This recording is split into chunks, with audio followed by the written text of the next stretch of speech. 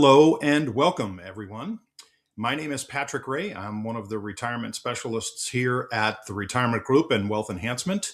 And today we're going to talk specifically about our AT&T folks who are in the process of transitioning into a successful retirement.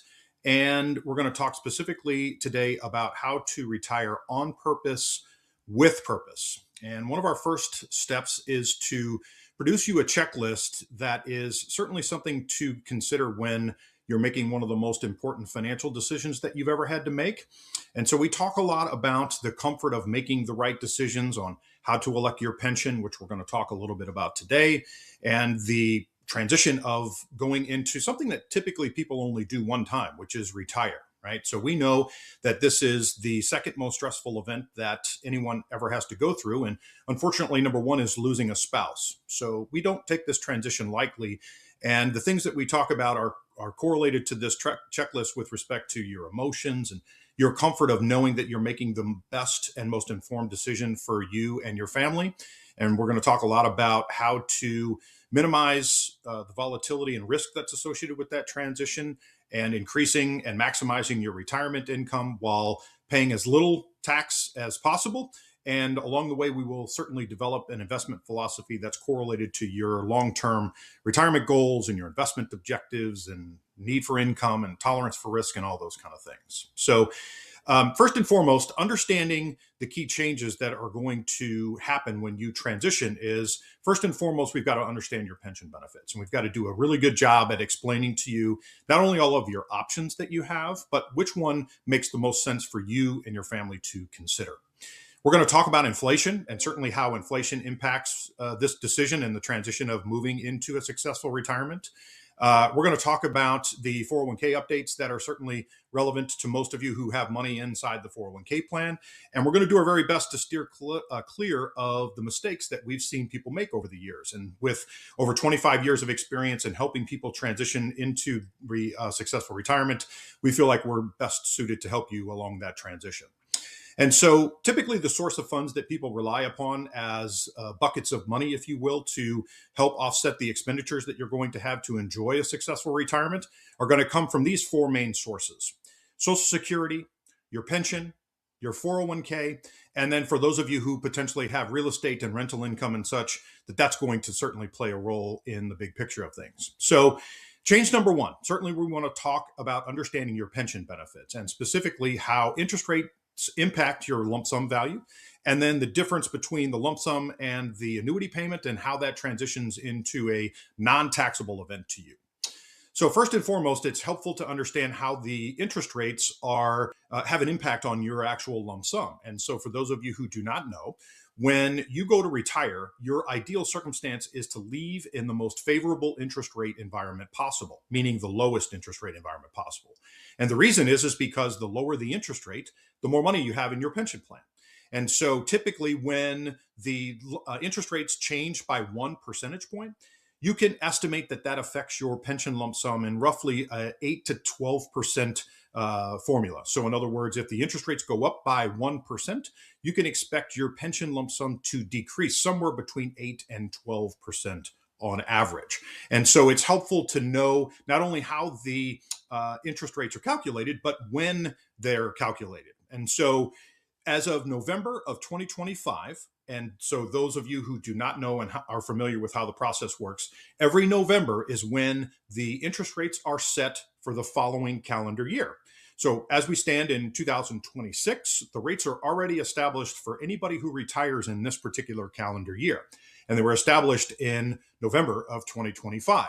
And so this illustration is to show you the difference between the effective rates of 2025 versus the effective rates of anyone who retires this year in 2026. And you can see that each of the three segment rates, the first segment rate, which deals with the first 5 years of your retirement, the second segment, which deals with years 6 through 20, and then the third segment which deals with years 21 plus, all have a lesser interest rate point than they did in the 2024 to 2025 transition. And what that simply means to you is that you can expect that if you were to retire in 2026, your values for your lump sums will have gone up because the interest rates are reduced and they're lesser than they were in the given rates of last year. And so to transition from a successful retirement perspective, we want to make sure that we do the most effective job at minimizing your taxes, which correlates to making sure that your transition is from the lump sum into an IRA rollover.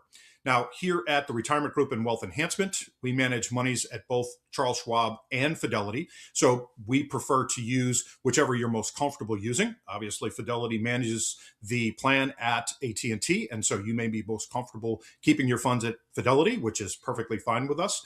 But the bottom line is we have to establish a lump sum rollover IRA for your lump sum to actually exist so that that transition of monies from the plan to your account are not taxable to you.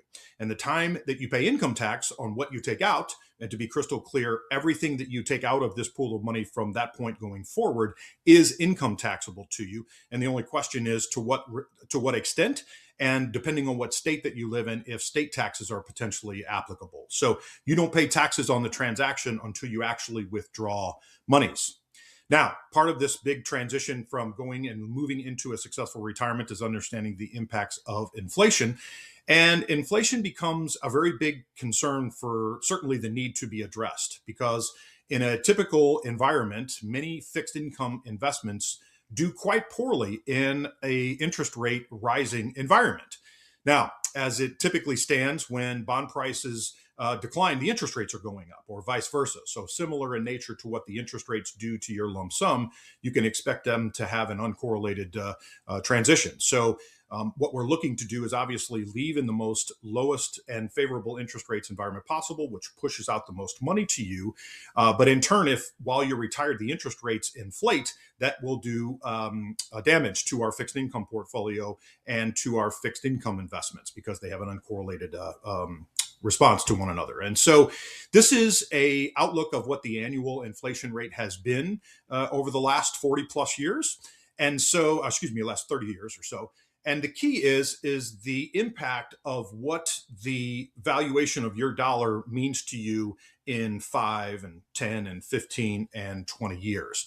And so when we know that we have a cost of living adjustment to concern ourselves with, one of the impacts or things that we need to consider if you're going to consider taking the annuity payment is to be sure that you understand the impact of inflation, because at AT&T, your pension does not have a cost of living adjustment.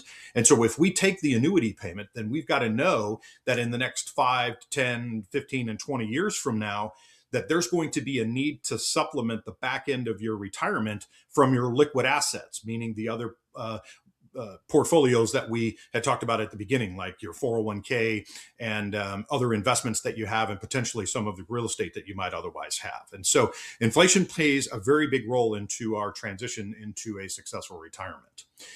Number 3, the 401k updates, the retirement contribution limits. Certainly we want to be maximizing those while we're transitioning or before we transition into a successful retirement. And we want to talk more specifically about the annual additions, the limitations. There are some special tax considerations to be aware of if you retire and leave the payroll prior to age 59 and a half. And then we want to make sure that we understand how the RMDs play a role when you turn eventually 73. And for some of you, even as late as 75, which are the new RMD rules of when you have to start forcing money out of those buckets or pools of monies. And so there are contribution limits, and certainly to the greatest degree you can, you should be saving as much money as possible in these pools so that they create the most liquidity for you when you transition into retirement. And then, of course, if you're over the age of 50, there's some special contributions that apply for what they call catch-up contributions. And then, as it turns out, there are also, based on the new Secure Act, that there's another contribution in addition to people who are in the 60 to 63-year-old age group, all of which should be taken into consideration while you're putting a plan together for retirement. And so the contributions look like as much as possible of what we can afford to put in, for sure. And for those of you who are on the higher end of compensation on the management side of things, you're going to find that potentially 415 plays a role of what you have inside your pension plan, which is for our high income earners, and the ability to make contributions that could potentially go into your after tax bucket, and then certainly transition from the after tax side of things directly into a Roth IRA. So for those of you who don't know, there are not contribution or income limitations to be able to participate in this. And so mostly what we want to do is find the folks that this potentially may apply to, and then run some numbers for them to help them understand what they could be able to put into the plan and what that transition looks like of moving those monies into an ultimate Roth IRA to grow tax-free for the rest of your life. So we talked a little bit about some of the special tax considerations and situations that you want to be aware of when you transition into retirement. And most of the importance of this is if you're beyond 59 and a half, we just want to make sure that the transition of your money from your 401k and your lump sum, assuming that you choose to take that, gets landed into your IRA at either Fidelity or Schwab, free from any taxes that you would otherwise pay. And so we'll help you with that transition, certainly, which is something that we monitor and pay attention to very, very closely. But there are some other things that allow you access to your money if you're not 59 and a half to avoid the 10% premature distribution penalties. And some of them are related to medical expenses, health insurance type things. Disability is an automatic waiver, by the way. So if you're on Social Security disability, regardless of what age you are, when you pull money out of your IRAs, it's free from any penalties. There's some inheritance rules. So if you inherit an IRA, there are no penalties related to the distributions that you're required to take on that, on those funds. As well as probably the most common thing that we run into for our AT&T folks is the rule of what they call post-55 separation, which is the ability to take money from your 401ks if you're between 55 and 59 and a half when you exit the payroll, that you can take penalty-free withdrawals from your 401k, as well as establishing something called a 72T payment, which is another word to say substantially equal payment plans, SEPP for short. And those are the consistent equal amounts of money based on amortization or annuitization schedules that the IRS has set forth to pull money from your IRAs, even though you're not 59 and a half, and not pay the penalty. So we're happy to discuss those for those of you who would apply to that rule. Certainly, we would want to make you aware of what your options are. Certainly qualified higher education expenses. So if you take money from an IRA and make those payments directly to a qualified institution, those are free from penalty, as well as some other childbirth and qualified reservist distributions, as well as adoption, things of this nature. So these are all frequent penalty-free withdrawals from your options. So this is the mandatory distribution rule. And so these are certainly applicable for those of you who would apply to the rule where your RMDs start at 73. Many of you are going to find, if you were born after 1960, that it's going to apply at age 75. And so to give you an idea, if you had a $2 million IRA and you're 73 years old under minimum distribution rules, you'll need to be removing a little north of $75,000. So for example, if you're taking $4,000 a month out of your plan, that's $48,000 a year. This is not an additional amount of money that you have to take, but it's part of the actual total distribution that you need to take. So in other words, you could remove the $48,000 that you already take for living expenses from, in this example, the $75,000, and you'd be left with about $27,000 or so that you'd have to take out in addition to what you take out to live off of to satisfy the minimum distribution rules. And the last thing that we want to talk about is steering clear of mistakes. And so we've made people aware of many, many mistakes that we've seen over the years with respect to understanding the interest rates, your pension benefits, healthcare benefits, certainly with your expenditures that you have for fees that you need to be aware of when you hire or ask someone like us to help you, because our services are obviously not free. And then if they have an investment team, what other values do they bring to the table to help you with tax planning and Social Security planning and healthcare costs and advice and those kind of things? As well as if you hadn't already had something done with a financial analysis, you need to make sure that you are running a cash flow projection, because those are mandatory, and we do those as a complimentary service to our people who are interested in taking advantage of that. Look, we know that 74% of the people over the age of 50 don't have a written financial plan, and frankly, there's no reason for that because we do it as a complimentary service for our folks. And so the retirement group has been in business for a long time. We have a ton of experience on the team. I personally have met with over 11,000 AT&T employees since 2002. So I feel like our team and our company has a great grasp on what you would experience with the things that you run into to try to make your plans and have a successful retirement set up in place. So let us know when you're ready to take advantage of the complimentary cash flow analysis that we have by emailing us at info@theretirementgroup.com or calling us at 800-900-5867. Take care.